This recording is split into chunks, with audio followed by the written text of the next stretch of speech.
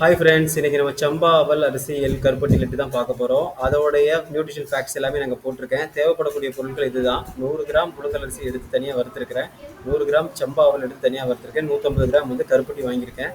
அப்புறம் 25 கிராம் எள்ளு, மூணே மூணு வந்து பார்த்தீங்கன்னா வந்துட்டு ஏலக்காய் நம்ம எடுத்து யூஸ் பண்ணியிருக்கிறோம். அதை வந்து கொஞ்சம் ஆற வைக்கணும். வறுத்ததுக்கப்புறமா ஃபேனில் நல்லா ஆற வச்சதுக்கப்புறமா நீங்கள் என்ன பண்ணணும் அப்படின்னு சொன்னால், அவல் தனியாட்டு, அப்புறம் வந்து பார்த்தீங்கன்னா வறுத்த அரிசி தனியாட்டு நம்ம பிளெண்டர் ஜாரில் வந்து பார்த்தீங்கன்னா அரைக்கணும். ஓகேங்களா? அரைச்சதுக்கப்புறமா எப்படி இருக்குதுன்னு பாருங்கள். நல்லா பவுடர் ஃபார்மெட்டில், ஃபைன் ஃபார்மெட்டில் இருக்குது. இதுதான் வந்து பார்த்தீங்கன்னா அரிசி எப்படி வந்து இருக்குது பாருங்கள் வந்துட்டு அரைச்சதுக்கப்புறமா. ஸோ அதை ஒரு பக்கமாக ஒரு ஒரு பாத்திரத்தில் தட்டினதுக்கப்புறமா அவலை வந்து பார்த்தீங்கன்னா வந்து நான் அரைச்சி வச்சுருக்கிறேன். இது அவல், சம்பா அவல் எப்படி இருக்குது பாருங்கள் வந்துட்டு அரைச்சதுக்கப்புறம்.